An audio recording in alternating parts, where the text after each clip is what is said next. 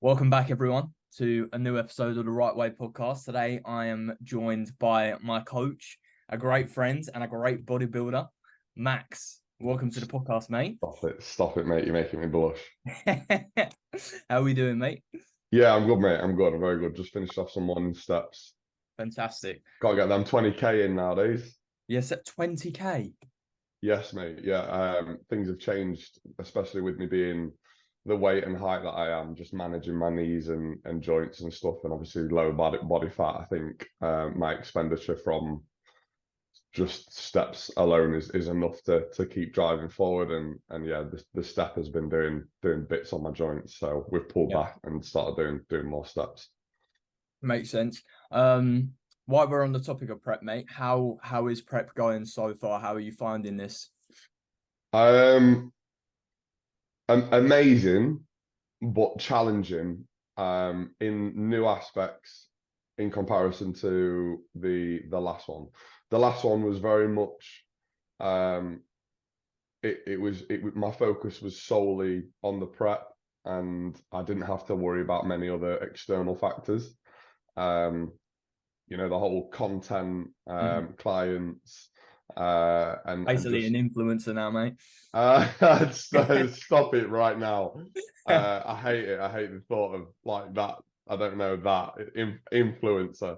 I'm Yeah, just a normal guy, mate. I'm just a normal guy that's doing the thing that he loves, and I happen to be attracting the right people, and people seem to be following, which is nice. But yeah, there's new challenges that come with this prep. Obviously being bigger, heavier, stronger, new environment, new work scenarios, new stresses, but all being managed. I would like to say all being managed fairly effectively or well. So yeah, I'm very, very happy, man. fantastic. I'm very happy considering where I'm at and what's happening, how things are taking place at the moment.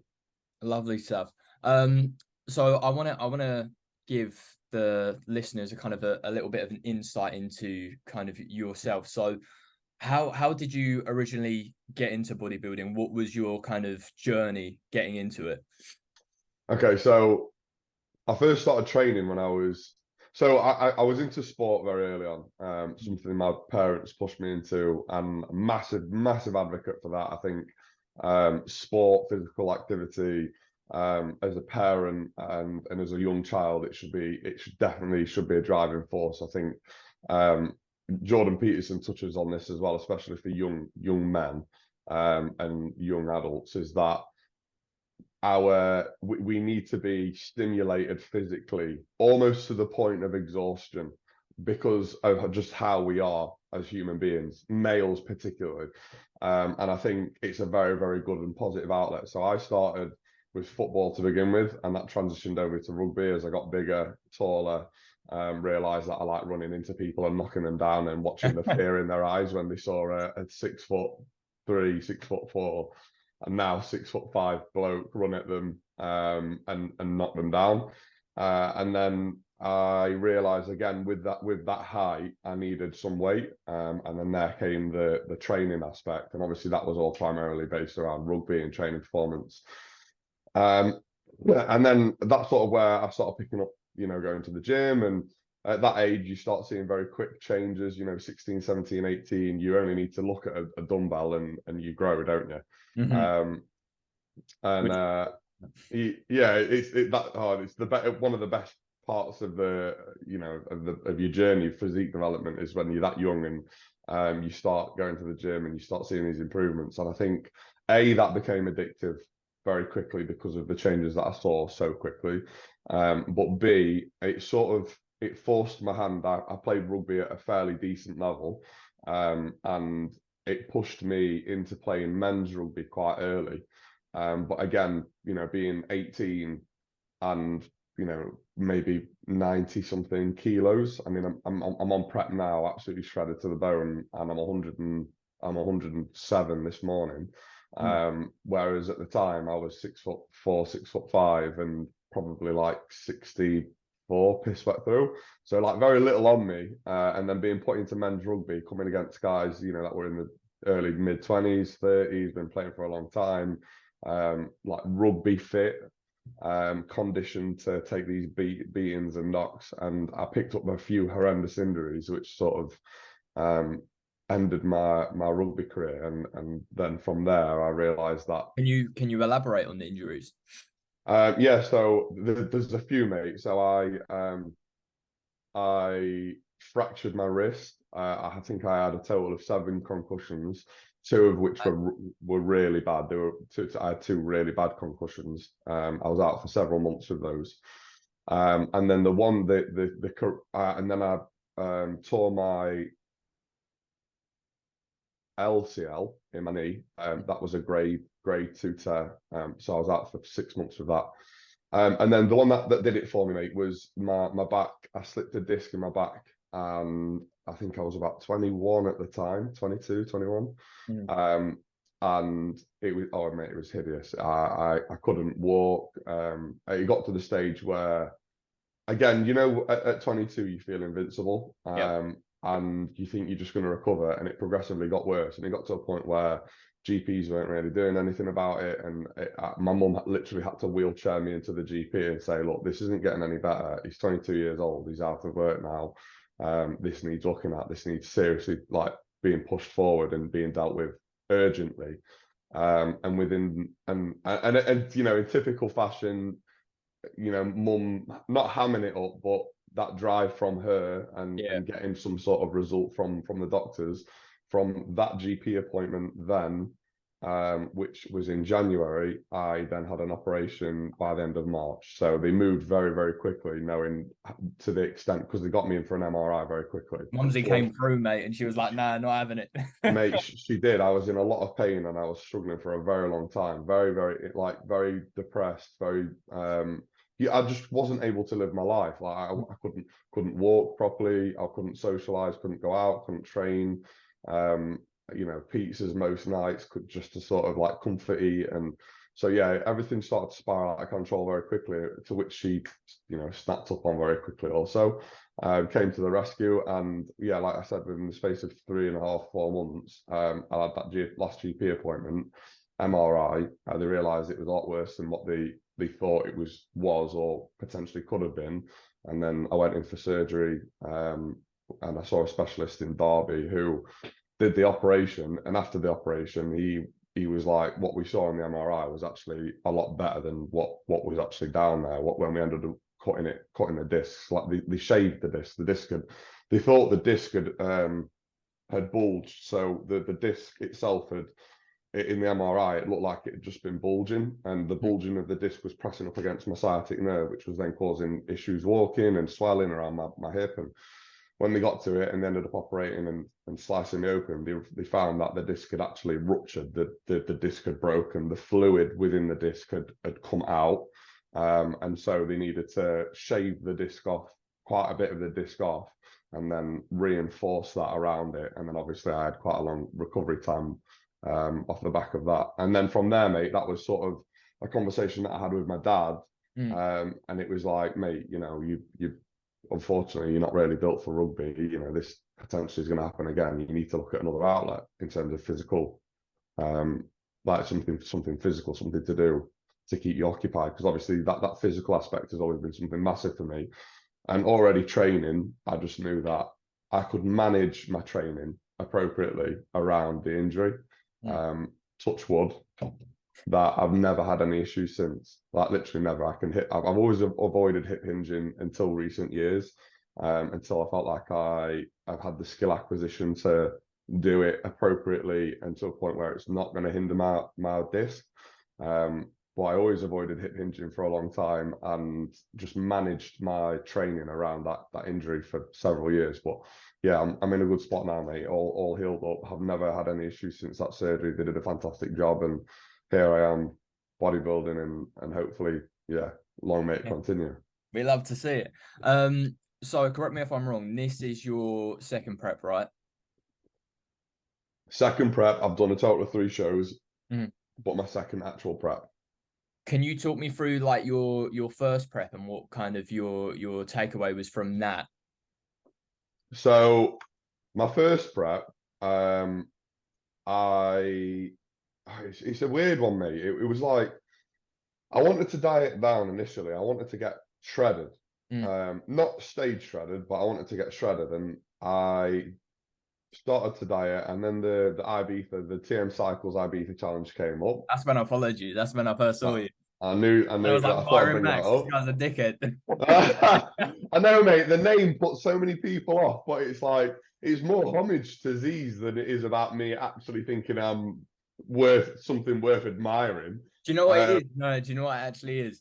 It was the photo of you. I'm pretty sure I don't know if it's your profile picture now, but it's like the picture of you where you're like diced and your face is so chiseled, like to the point where I was like, this guy is like putting on the biggest in the world. I was like, who is this I need guy? to change it. That's Yeah, it. I'm no, changing the but it's not profile even picture. that, mate. Like, actually, after seeing you in person and like see like how lean your face is, I think at the time because I wasn't so aware of bodybuilding, your face comes in so much to the point It where it does. actually looks like it does. It kind of like no offense, but it kind of looks fucked. Like it's like you it's got like a sunken cheeks to the point where you're It's mate, gigachad, it's the mate. cheekbones and the jawline, and then it brings me right Yeah, in, and I look, yeah, I do look sucked. It's mental, but yeah, it's I like obviously I got the gigachad fucking yeah. jokes and all that shit, but yeah, no, it's so in terms of the prep, mate, yeah, it was just about I did the TM Cycles Transformation Challenge, I won that,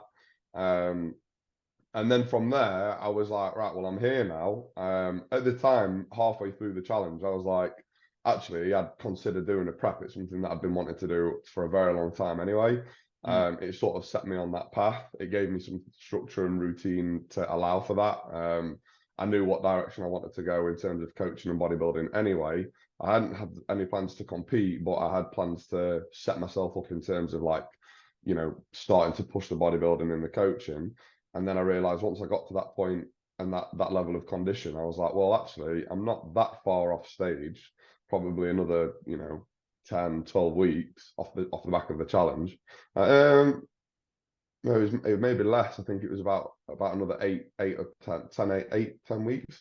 mm, Um, and then I sort of pulled the trigger on some shows. And obviously, I messaged Tom at the time and I said, would you prep me into the show?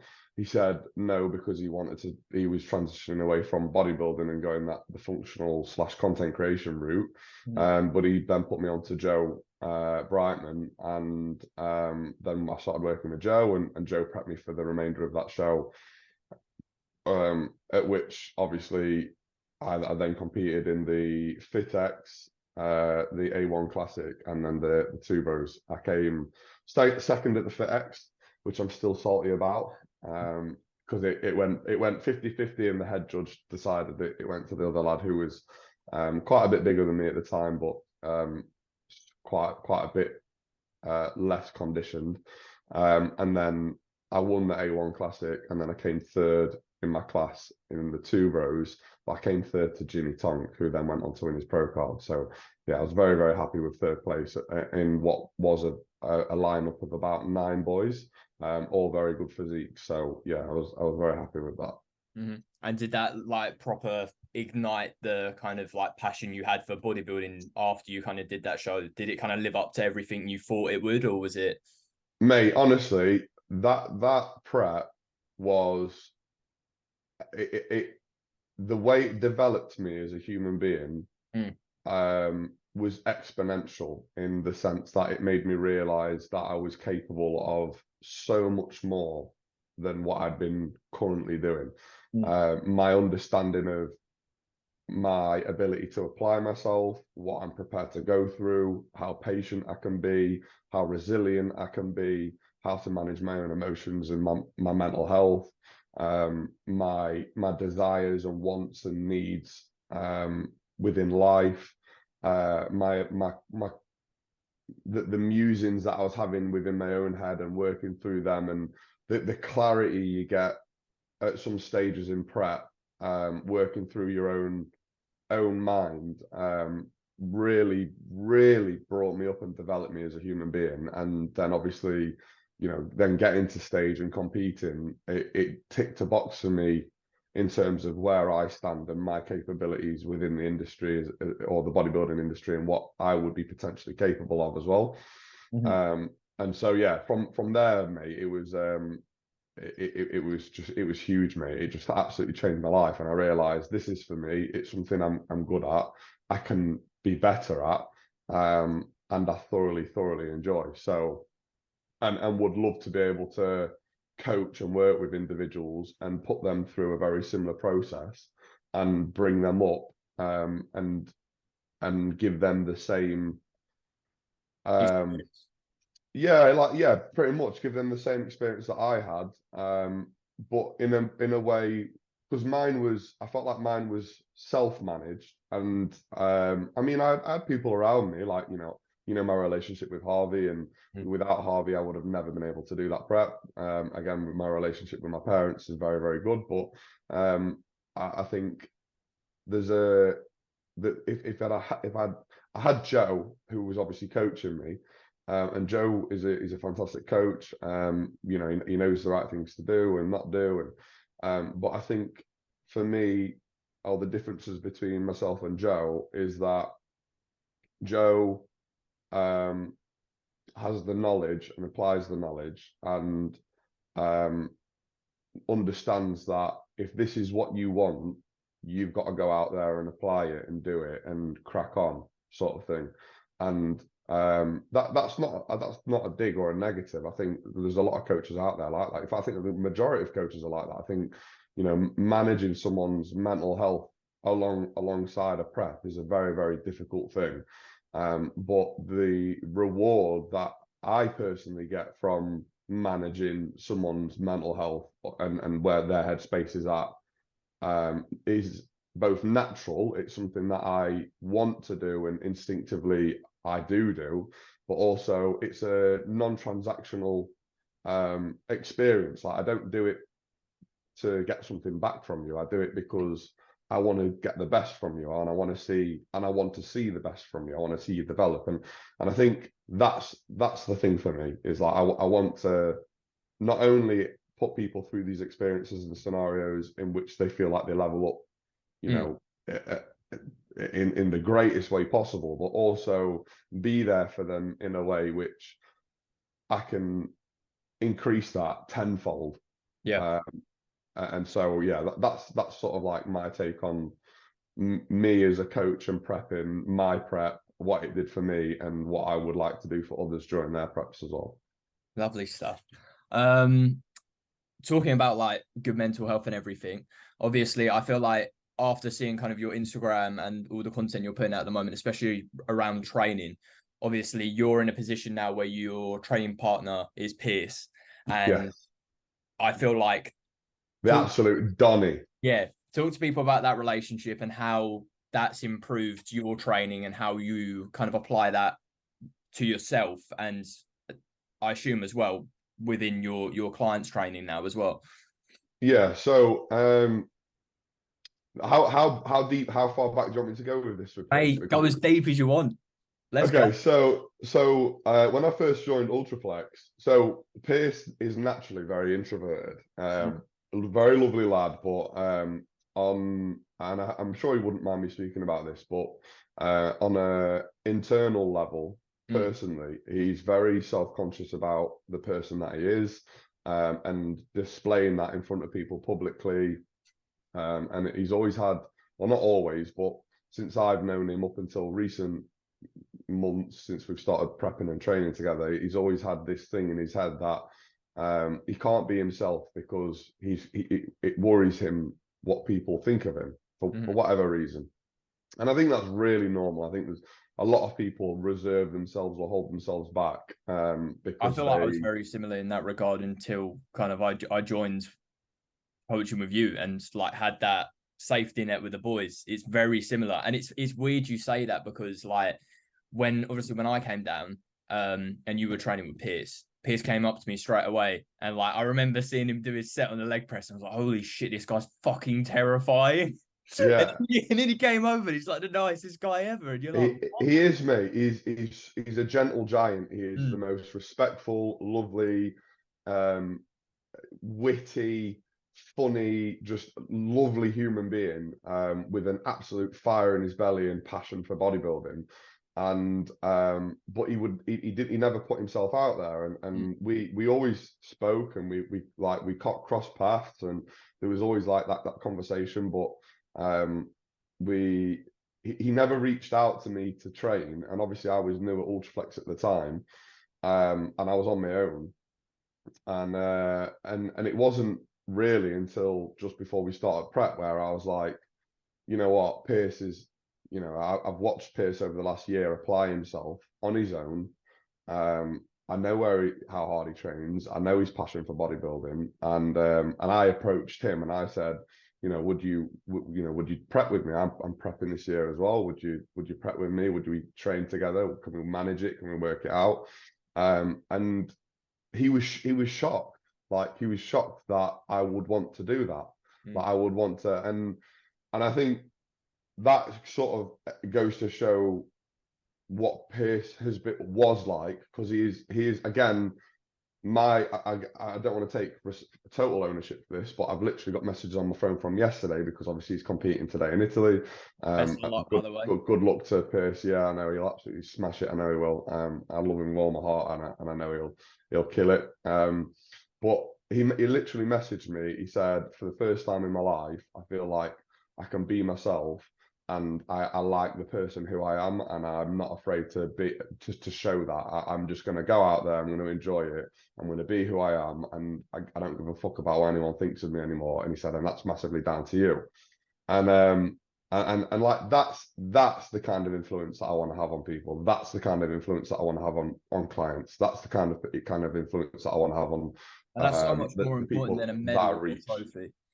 Yeah, mate, yeah, absolutely. I think the impact that you leave on people's lives is far more important than a fucking, gold medal, or a plastic trophy, or a sword, or as great as that feeling.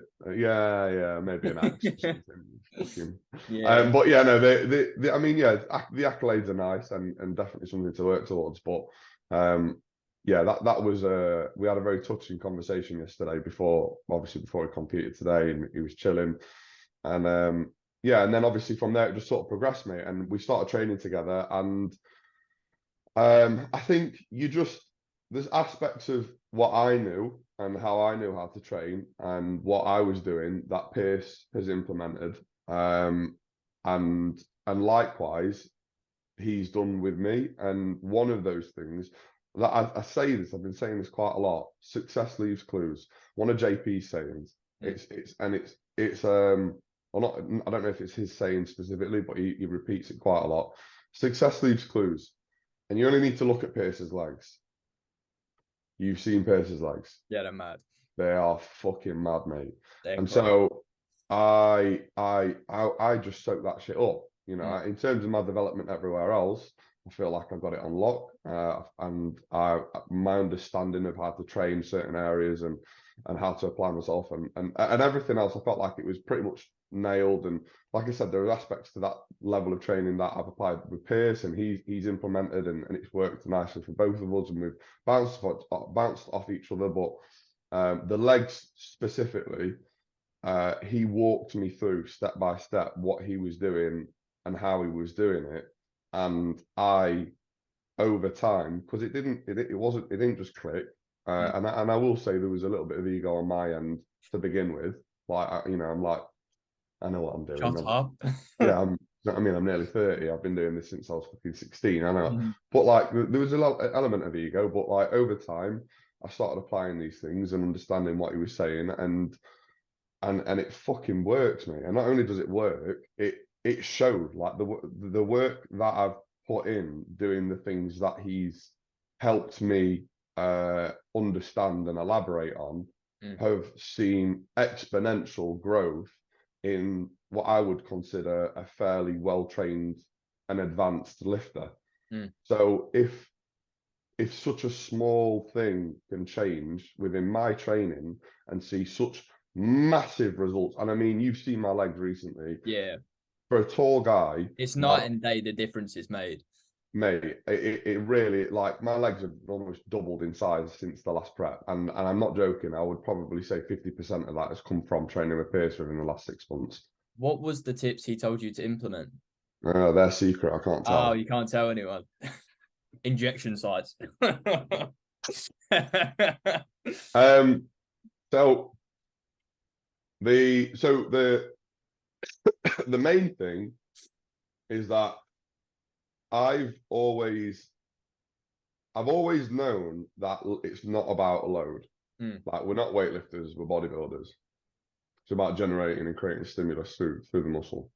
Now, obviously, progressive overload can come through load, but there's in the industry there's a lot of poo-poo about this whole mind-muscle connection as well, and like it being bollocks and yeah. blah blah blah. I used to be the exact same. Like I used to, I've had different coaches who say like, my muscle connection is a thing, and then I've had other ones where they say, oh, it's not important. It's just you don't need to feel the muscle. But like I've always thought this, like if you're going into a dumbbell press and you can't feel your chest working throughout a dumbbell press set, you're doing something wrong.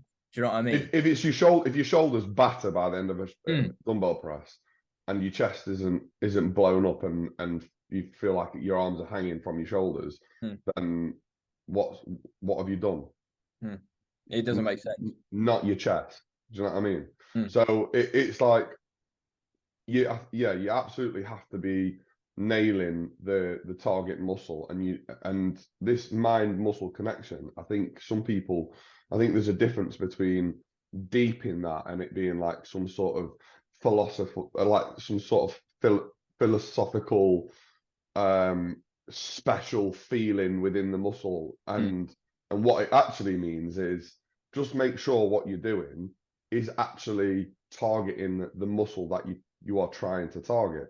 Mm. Like it doesn't have to be this crazy, mental connection that you're having some sort of spiritual awakening as you live.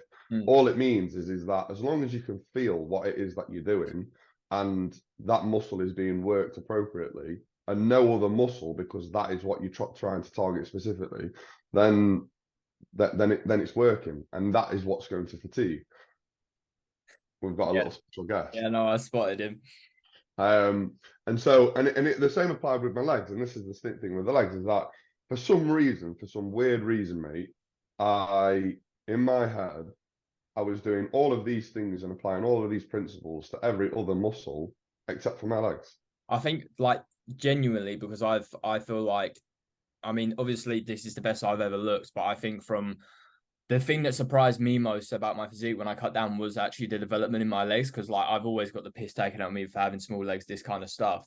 And I think I've really struggled with leg training. Like from when I first started, like I couldn't go to full failure because I was genuinely scared of it. And I think with leg training, it really is a different mindset, because it's very easy to, push to failure on chest or arms because you enjoy the feeling. But when you've got like a leg press or a hack squat or a leg extension, even, like, it fucking hurts. Do you know what, as well, right? Another thing to sort of elaborate on that is Mm, this is this is where things went wrong for me, is that my attitude towards what you've just said there mm, was I got past that. I got past that fear of um, how much it hurts, mm, how much it's going to take from me, how much I've got to apply myself, the fear, the anxiety of a 7-plate, 6.5-plate hack squat. Like on that Cybex V2, I had 7 plates on there at one point.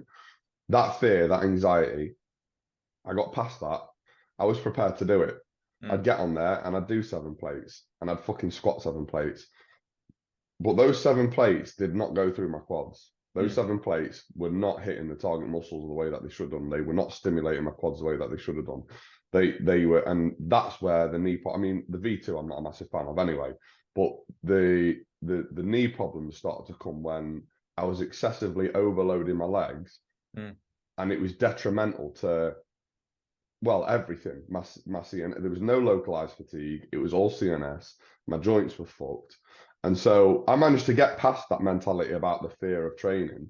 But I think when you start training the way that I've been training with Pierce now, it's easier to get. I mean, when you came up with and you stayed with me and you did that set with the boys, right?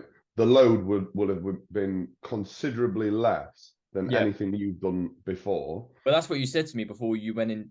Before I went into that set, you said, "Don't do the load you normally do. Actually, pull back on it." And I thought at the time, I was just like, "Oh, this is going to be embarrassing. This is going to be like 2 or 3 plays." But I remember like coming off of that, and the next day, the biggest shock for me was like, one, I'd actually gone to like full out failure, but for the second one, it was like the fatigue was localized. I didn't like. Don't get me wrong. After the session, we were sitting We there were in the car, like fucked. we were all deep in life, but Yeah, yeah. like the next day we were up, we were going for a walk. Like, But can you not remember that evening? We all did legs. We were mm, all absolutely fucked in the car. We had mm. a moment. Naturally, we've all just trained legs. We all had a moment. We got back to mine. Then we started making some food. We started prepping. We had a meal, and then we went out and did like what 4K steps. Yeah. And like the old me would have done double the load on all of those machines, Mm, finished legs, had food, and then I'd have been done. As in, like, I wouldn't have been able to send any messages. I wouldn't have been able to hold conversations. I would have been an absolute fucking melt for the rest of the day. mm, Steps would have gone out the window. Like my ability to just do anything, because my CNS would have been so fucking fried and shitting itself that I was incapable of doing anything, especially during the off season when I was getting strong. mm, And that's the difference, mate, is that when I think there's a level of fear in training legs when there's that amount of load going through your joints. I think that's a fear or a factor in your mind of being injured. And then obviously it hurts. Training legs hurts. That's the fear that you've just got to get past. But I think when you lower the load and you're feeling the target muscle and you're feeling the quads actually starting to fatigue, and it's not everything else, mm. um, it allows you to train to failure on your legs. It allows you to generate and create the stimulus in your legs that you require to grow, rather than just plowing on more weight and fucking your body up. Mm.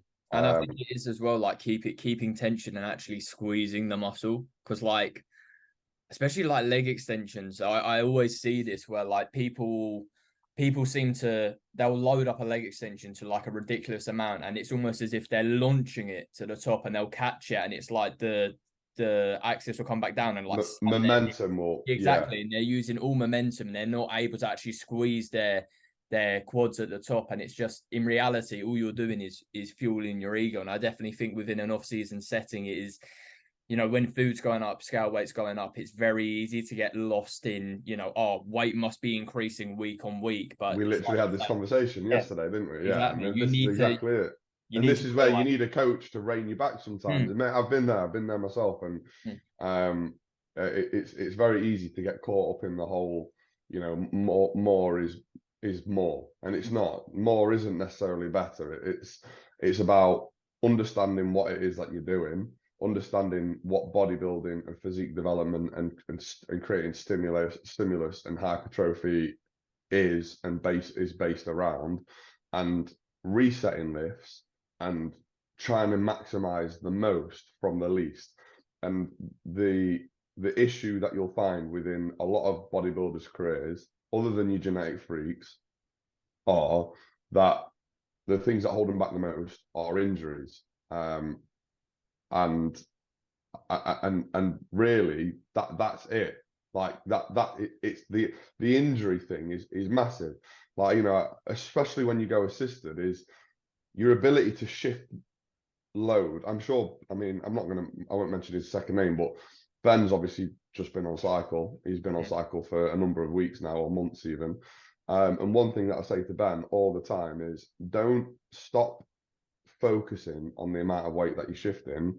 Start shifting that focus on how it feels, the eccentrics, and then explosive concentrics. We know that you get the most hypertrophic response in the lengthened range. Yes, all right, it's important to challenge all of the ranges, but we get the most hypertrophic response in the lengthened range. So make sure that there's absolute control throughout the whole eccentric of a movement, and then again, to generate as much stimulus as possible, we need to be generating and creating as much torque through the muscle, power through the muscle from that length and range. So absolute control, And I think this is where the eccentric is the most important. People talk about eccentrics and about how the stimulus that an eccentric will create. Mm. For me, the eccentric isn't about stimulus. The eccentric is about lining you up perfectly and understanding where it is that you're trying to target. Like when you were doing the leg press, when you were coming down on that leg press, Mm. the eccentric isn't about stimulus. The eccentric for me, and what I was telling you, is about knowing the muscle groups and feeling that quad tension as it comes down. And you are literally lining yourself up neurologically through the quad. And you're like, right, okay, this is through my quad, this is through my quad. Yeah, yeah, yeah, yeah. Right, now I'm in position. Now I can apply and generate as much fucking force through this movement in its absolute length and range, because and through the quad, because I know exactly how that feels, because that tension has been on for the last 3 seconds of this eccentric, and then boom, that's where you go. I think the biggest tip you gave me, and it was with chest training, where it was just like you need to feel your chest throughout the eccentric, because it's my chest has always been a lagging body part, and obviously it's one of our goals to bring up this off season, and I think it's why I have so well developed shoulders. Shoulders, Simply yeah. because like I've always just I've Your trained delts are mint, mate. yeah, I've rammed it at the top, and I've just been shifting load from A to B, and it actually now when I'm going into a press, I'm making sure one everything's aligned properly, but like I can feel the tension on my chest throughout. It's like my chest is on, my chest is on, my chest is on, and then drive. Do you know what I mean? Literally, and can you again? We had that conversation, didn't we? I was like, you literally, this is what I want you to do going forward. Mm. And I can remember I had the conversation. It was quite a while ago now, but I can remember saying, "Oh, you weren't even in the gym. I think you must have been pottering around the house or somewhere." But I was like, literally, put your hands out in front of you. You don't even need a Yeah, I weight. remember doing this in my room. Engage, I looked engage like your chest. Literally engage your chest and feel your chest as it comes down, and then from there drive through your chest. And you can literally do it without weight. Like you can literally do, and you can yeah, feel. I mean, even that, I can feel my chest engaged all the way down, and then go and press. And if you can't do that, if you're not doing that with load, mm. then do you know what I mean? What are you doing? And, Mm. and this is where I went wrong for a long time. This is why my chest was so poor for a long time, is because, and this is why I've got such fat triceps, is because it was always through the triceps, mate. That was it. I was just tricep pressing everything. Right. Do you want to get into some questions? Yes, let's do it. All right. How deep are we, by the way? How long have we been chatting?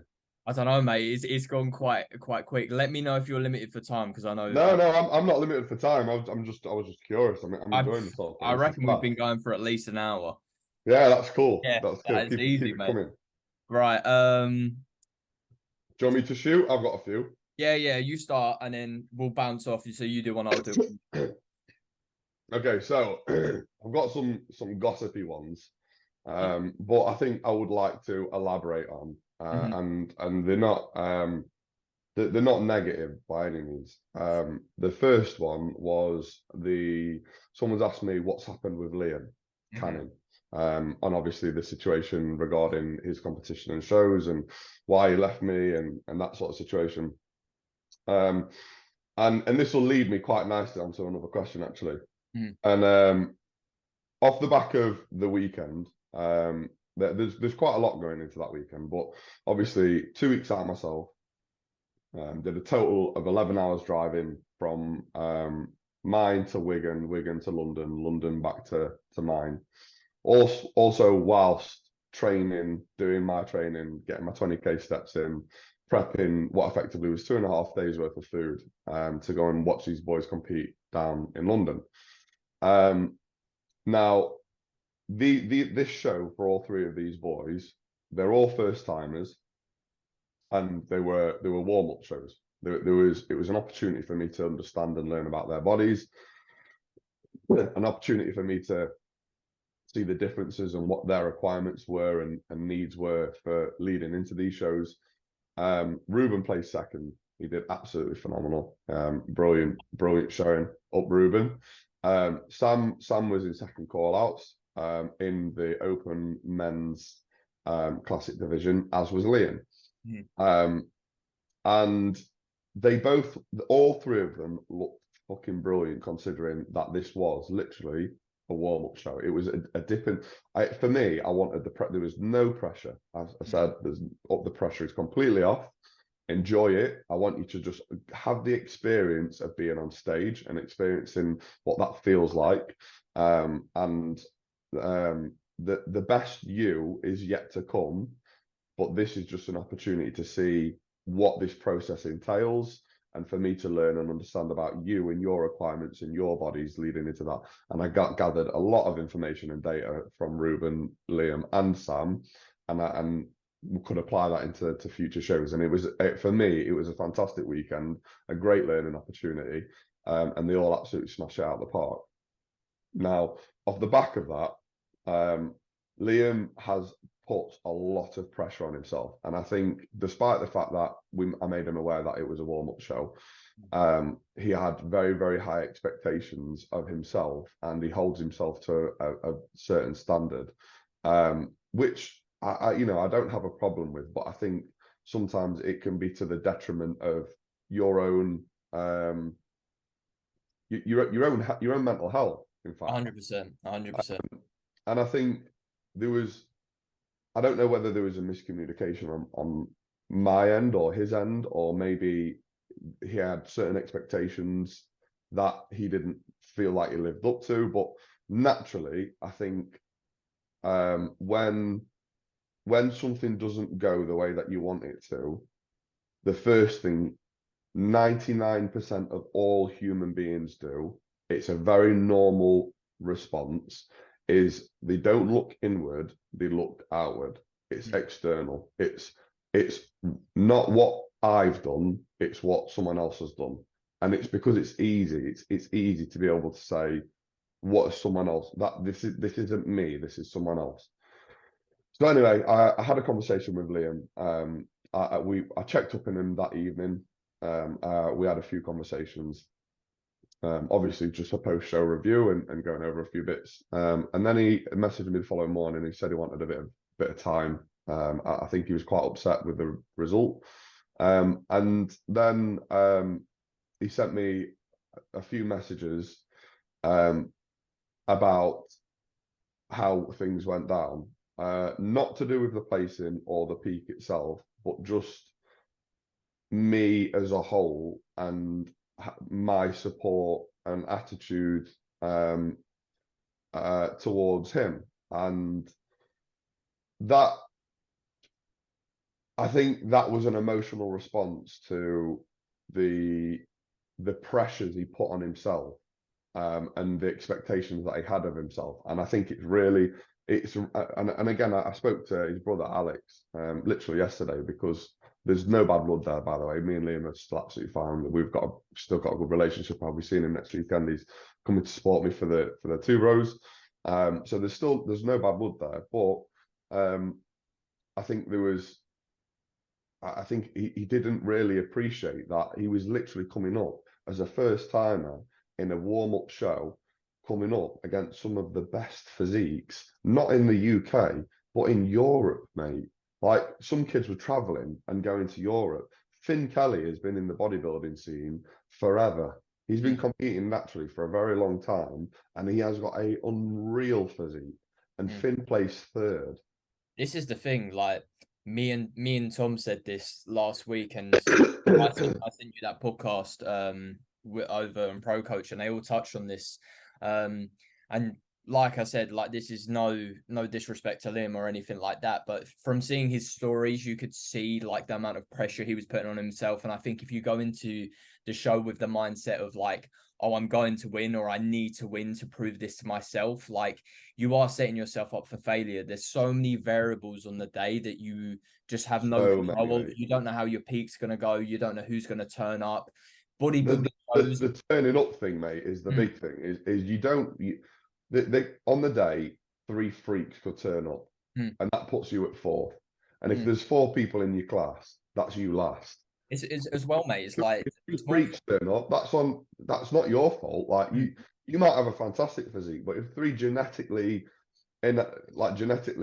well put together freaks that have been training since out of the womb stand on stage against you, who's been doing it for 3, 4, 5 years, and you aren't as genetically gifted as they are, because let's be honest, genetics plays such a huge role within bodybuilding. Mhm. Not that genetically Liam struggles or anything. I just think, he just needs a bit more tissue. That is literally it, and that's the name of the game in bodybuilding. But if three guys turn up on the day and they're freaks, and there's only four in your class and you place last, if you've got expectations of placing a certain way or doing a certain way, then you are literally setting yourself up for failure. You desire and want to turn pro or win your class or win an overall or win a show or whatever it is. That desire can remain.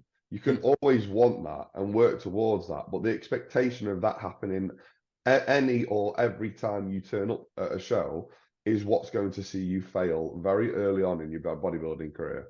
And the thing is to remember, like, it's your first show. That's the best package you've ever bought, regardless of the result. And judges are going to judge it so differently. You don't know what they're like. There's so many factors that are out of your control.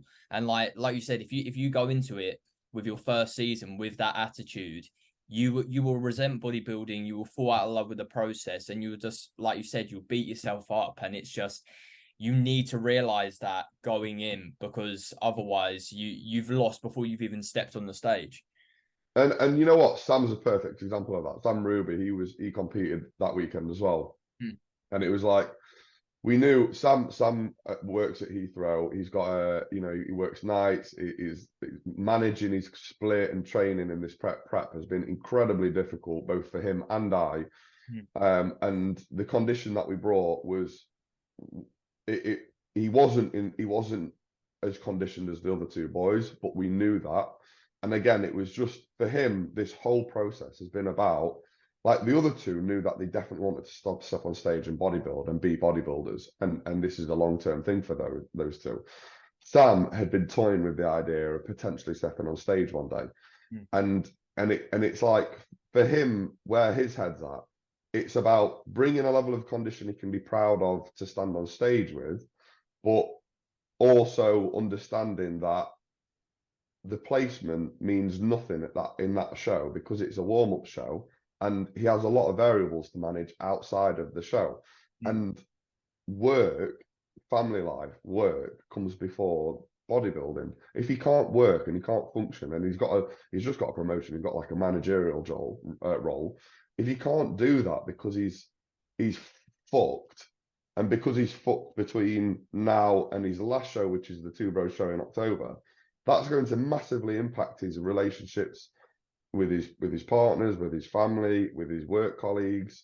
And so these are all things that you need to take into consideration. And for me, that show for Sam was about, is this something you want to do? Did you enjoy it? Did you enjoy getting under the lights? Did you enjoy the posing? Did you enjoy, the whole process? And the answer to that question was yes. And he came away from it with a fire in his belly, and he went, I'm fucking really happy with this. I feel like I can hold my own. I think that my structure and my shape's good. I just need to be in more condition. Let's fucking do this. I'll do whatever it takes to fucking bring this next time around. And I'm like, all right, well, now you're on board, and now I know that you love it, and this is something you want to do. Let's fucking turn up the heat. And that's what it's about. And he had the right attitude towards that show, and it showed. And he came away absolutely buzzing. He was very happy. And I think a lesson learned, both for myself and for Liam and for the other two boys that competed that weekend as well. Fantastic. I've got a question here for you. This kind of leads on from that question. Most jarring thing as a coach. P.S. Go smash your shows, lad. Looking huge. Yes. So what was that? Most jarring? Oh, sorry. Were you asking me what the question was? Yeah. Well, Oh, most sorry. jarring. I was just like, what's going on? Most jarring thing as a coach. So, like, what annoys you the most, like, as a coach?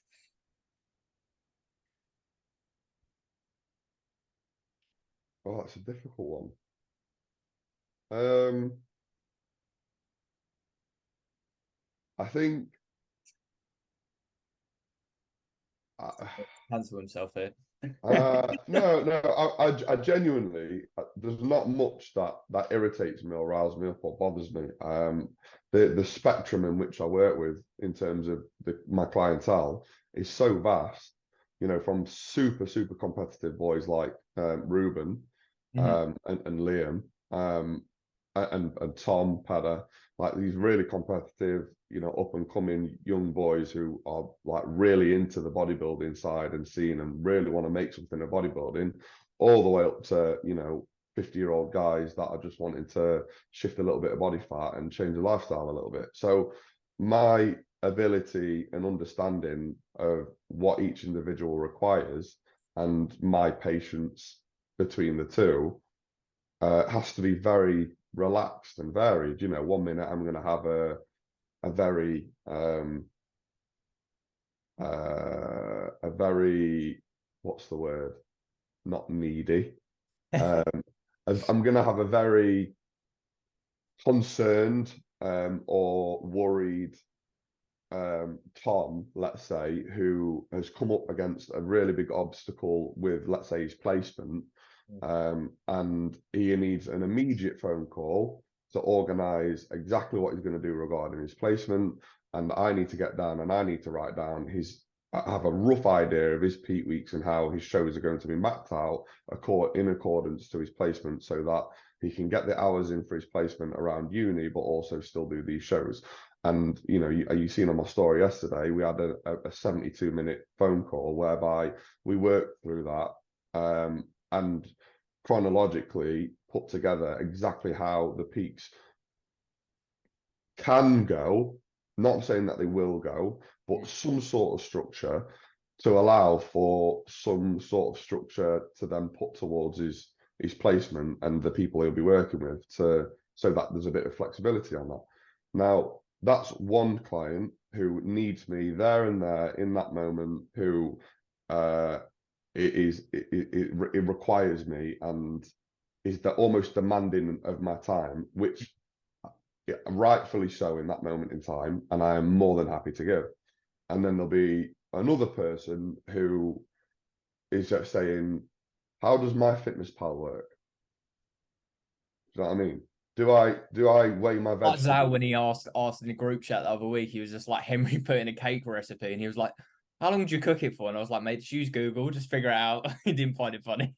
And it's like, yeah, it's like some people, you know, they'll ask, you know, can I swap this out for this, or can I? Mm. And there'll be the most obvious of answers, but it's for me to be aware that everybody's at different stages, and you know, that's not for me to be getting frustrated at someone because Yeah, sometimes what you need to what catch yourself in the moment and one be like, one right. person doesn't know how to use my fitness file because they're 50 years old and they've never tracked macros before. Mm. And then I've got another guy who's, you know, just about to step on stage and he's got placement, and do you know what I mean? And he's in the depths of prep, and so but he will micromanage every other aspect on his own. Mm. So again, in terms of like things that rile me up, I don't think. In fact, you know what? I will. There is one. I've got one. I've got one. It's having to repeat myself more than 4 or 5 times over around the same thing. That's what bugs me. That's when people don't listen. I don't mind saying something, repeating myself 2 or 3 times. I don't mind that. That's fine. Reminding someone of something. But when someone asks me something, I tell them, they come back to me literally week after week, and they're asking me the same question, and I'm giving them almost identical, like for like, word for word replies. That's when it starts to, I'd say, irritate me a little bit. It's like I don't, and I think the irritation comes from I don't understand. I'm struggling to work out how I need to articulate what I'm saying in order for it to sink in for them. It's less so about them and more so about what am I doing? What do I need to do differently so that they get it? Mm. And I think that's what it is. I don't have the energy or fucking I don't have the capacity to get pissed off or wound up with people, mate. It's just not it's it's just it's just not who I am. And I think you know that. Like I'm not Yeah. I don't hold grudges. I'm not like a nasty person. I don't get. I'm not an aggy person. Even on prep, I don't. Harvey said this. He said, "I'm not snappy. I'm not a nasty, horrible person on prep." I don't, even on the drug side, people talk about taking tren and other drugs and taking over, whatever, blah blah blah. Never been that person. Never got angry or so. Um, God, imagine it's you with that. pen rage. Fucking hell. I know, That plus lethal. Mirin Max. God. And so yeah, it's never. I feel like it's never aimed at anyone. More so myself, if anything else. I think Mm. it's also it's more about pull up a bit. It's more about me and where am I lacking? What do I need to change in order for them to absorb or take in what it is that I'm actually trying to explain. Mm. But yeah, I'd say that's probably the thing that gets me more than anything. Good. Have you you got another question to go on? Yeah, I've got another one. I get asked this every fucking time I put a question box up. I already know what it is. I know we've spoken about it, but it's a positive, Yep. and it's about Joe and the situation with Brightman, and obviously how that all went down. And it's come, that question in this podcast has come at the perfect time because, funnily enough, not yesterday, but the day before yesterday. Oh no, it was yesterday. Funnily enough, yesterday he messaged me, um, and he reached out, and I'm going to hold my hand up and say he was the bigger man.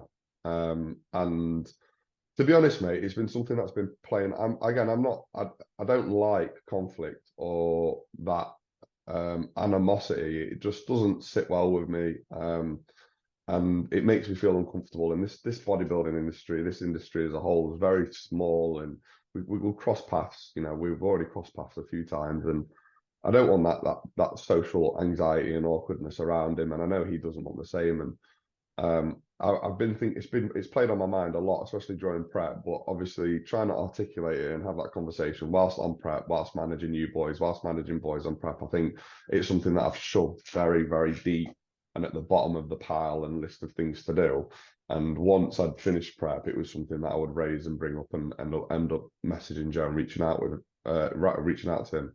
But I appreciated him being the bigger man, and he just messaged me, and it wasn't necessarily it wasn't about like apologies or you did or I did, or it was just, I think it was a large miscommunication on both ends, and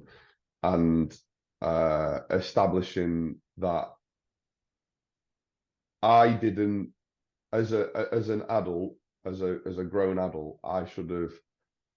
There were issues that were coming about between mine and Joe's relationship, which I didn't address like an adult. I just ignored them and put them to one side, and then I let them build up to a point where eventually I went, "Yeah, sorry, this isn't working, mate. I'm not comfortable working with you anymore. Mm. This is why. This is like my reasoning why is being validated by other people as well." Um, but I think that wasn't that's not Joe being malicious. That's or a horrible person. He isn't.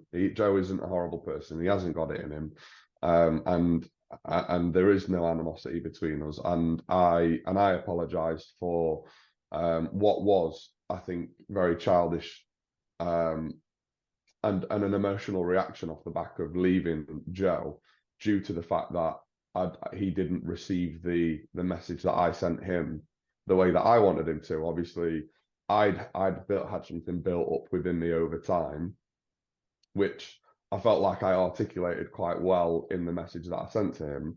But then I think he didn't receive that very well, which he admitted to, which then led us to part ways. And because I didn't feel like I got the reaction or the understanding from him that I wanted, I then acted out uh, the way that I did, which was inappropriate. Just little things like, little sly digs on Instagram, and like that. I never named his name. I never said anything, but it was just like very subtle like undertones that were in his direction, and then obviously he sort of like picked up on it a few times and put an end to it through his socials, and rightfully so as well. And I'm glad he did, and it sort of just cut it dead, and it left it there and then. And since then, obviously, we've, like I said, he messaged me the other day. We've had a conversation.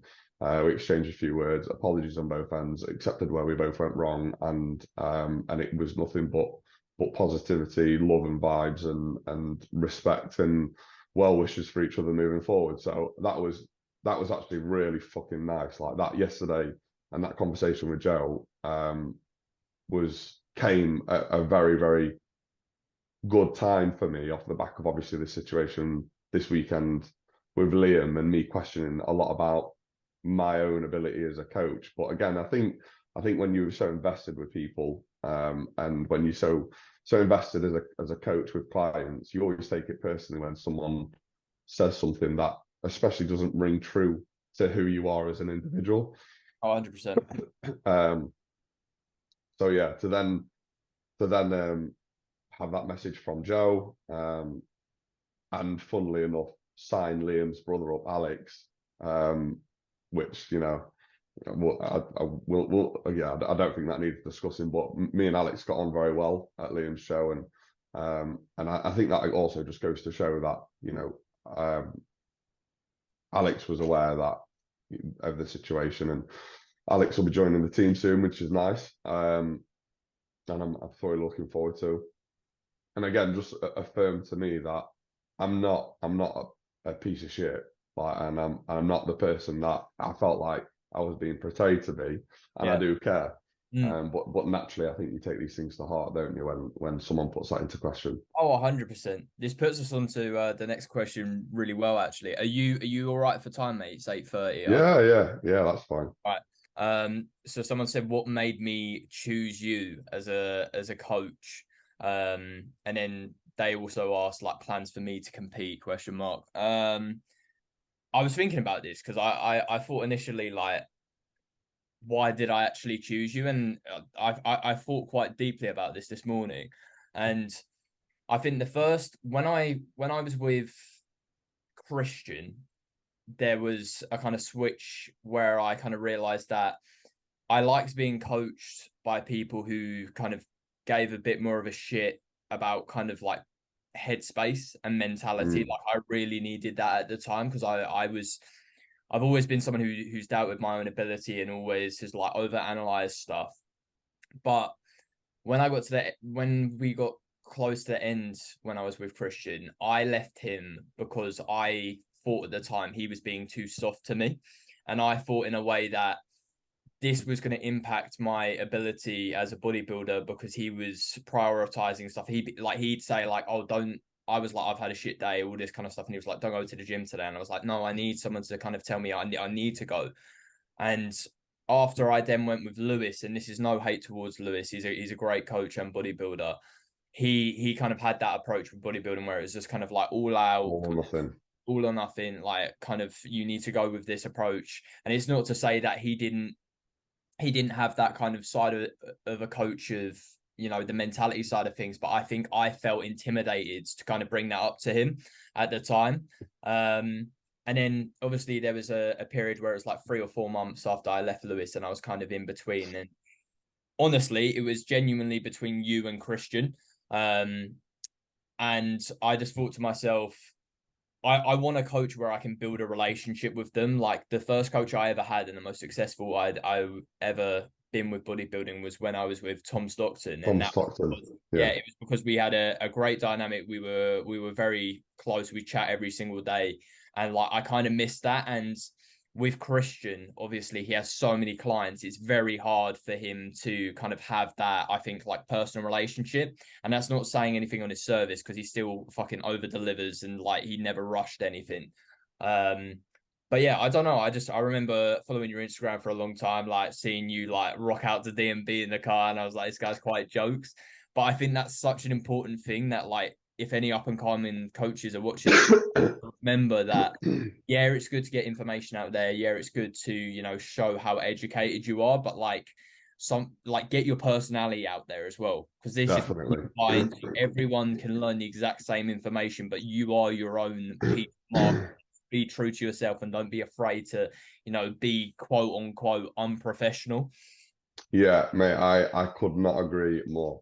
The biggest thing that I was told in my early stages of this coaching journey is you are the unique selling point. Hmm. It is you. People buy into you as the individual. Yes, there's a level of knowledge and information you need to put out there, but you need to be yourself. And if you can't be yourself, then what are people buying into? Like, every man and the fucking dog knows the biomechanics and the biology of fucking. Do you know what I mean? And it Yeah. doesn't take much studying to understand and learn and blah blah blah. I mean, obviously, there is a timeline for that, and it can come over several months or years even. But you can do that yourself. Um, but the relationship you build with a coach and their understanding of your psychology and what you require on a week to week, day to day basis, I think is, and obviously your connection in terms of similarities and how you get on, these things are the most important parts of a relationship between a coach and a client. You need to have similar interests and be able to get on, and the coach needs to be able to understand and psychoanalyze you. Hmm. And I think that's been one of the biggest things that I bring to the table as a coach. And I get to thank my mother for that, because she's a psychologist, and Hmm. she got a first in a psychology degree, and she's taught me fucking loads about psychology. And it's helped me understand myself, my own mind, but also implement that and apply that to clients. Hmm. I mean, a lot of what me and you have been through and that process, the whole you recording every set and And it was breaking. like, do you know what, like, really, like, where I was like, shit, this guy actually cares. I remember, I think it was like, one second, I'm gonna wait for that to pass. I think it was like early. It must have been like a month into it. And I was training in the gym, and like I used to have really bad anxiety. Um, and one day, I don't know why it triggered, but I was in the gym and I remember I had like a full-blown anxiety attack. And I Yeah, I called can and remember I you rang messaged me. you and I said like, I don't know what's just happened. I've had an anxiety attack, and you said call me now. And I was like, right, just expecting like a 5 minute call. And I think we were on the phone for like 45 minutes, and you were talking me through like breathing techniques. And I was like, Jesus Christ, this guy, like, what is going on, mate? Yeah, Like, mate, and Ulster. that's it. And like, this is what I mean when I say I give a fuck. Like, I want to leave lasting impressions on the people that I work with, and you know, not everybody will get that from me because they don't require it. They don't need that. Like, I have some clients who will check in once a week. I'll never hear from them from one week to the next. They tick all the boxes, and they'll send me a few form clips throughout the week or within their check-in, and they'll rinse and repeat, and they'll get the progress that they want or that they're after, and it's golden. And everything else outside of bodybuilding and training and the split and everything that they've asked of me is perfect. And then there's other guys, and this is where I feel like my demographic is starting to go, which is where I get a lot of fulfillment from, is the younger generation, between the ages of 18 all the way up to maybe the mid to late 20s, whereby I feel like there's a lot going. I remember as a teenager or in the early 20s, going through a lot, dealing with a lot, not quite understanding my direction, what it is that I want or need, and genuinely, without having any ego attached to this, I would have loved nothing more and paid good fucking money to have had someone like myself micromanage me and Mm. help me through some of the trials and tribulations and traumas that I went through in my early 20s. That's not to say that my family and friends weren't there for me, but um, I feel like I'm not just a bodybuilding coach. I feel like at times I'm a life coach. Like we And said this morning, mate, you're like a big brother to a lot of us. Do you know what I mean? yeah, I think, like you said there with your friends and family, I think especially when you're, and this is something that like I personally relate to quite heavily, like when you're so passionate about something which a lot of people don't understand, it's a very hard thing to kind of talk about and to kind of voice how that makes you feel to those people, because if they don't definitely, understand, you know, it's even if you convey that, they still don't kind of get it. And it's like I've been in situations where, you know, I've had client transformations and I've shown it to my parents and they're just like, oh, okay, well done, had a glimpse. Or it's nice. like, you know, Yeah, you've even at the end of my cut, you know, I lost 16 kilos, which is like a wild achievement to do. And again, you show them, and they're just like, oh, okay, cool. And it's like if that was potentially, you know, my sister or in like a job role and she's done something, they'd kind of show great appreciation for it because it's like academic or it's that kind of thing. And it's like it's very it's a hard thing because like you want to bring it up and but at the same time you don't, because you understand it's a very hard thing to get. And it's not like I don't resent them or anything for that, but no, no, you know, it's nice to have someone like yourself, you know, who kind of gives you that boost you need when you're missing it. Do you know what I mean? and Have someone and to knows that what it requires, mm, knows what it requires to do what it is that you've done, you mm, know, and the effort that's gone in, and how hard it's been, and mm, managing the variables that you've had to manage around that to get to that point, and simply acknowledging that that has taken a lot on your end, and me acknowledging that you've done a fucking amazing job and going, mate, well done. You've absolutely smashed this out of the park. Like, you should be fucking proud of yourself. mm, That goes a long way. mm.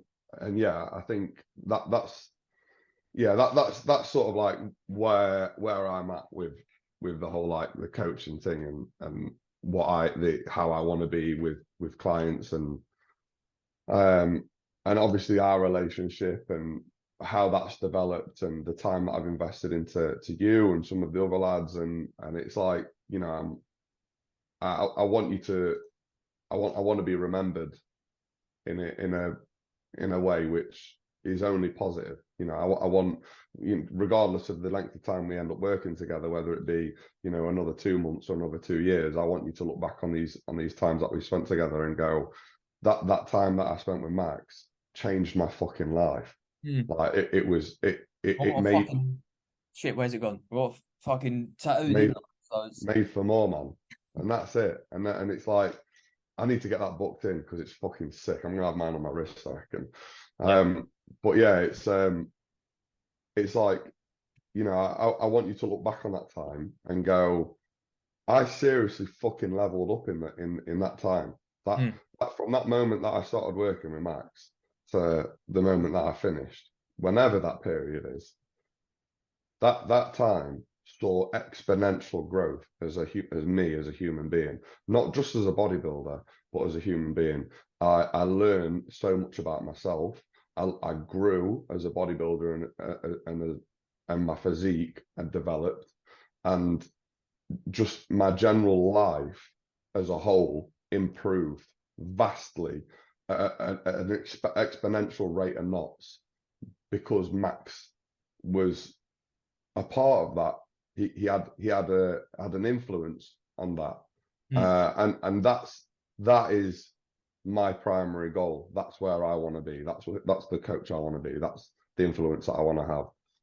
And I think being, I'm turning 30 next year.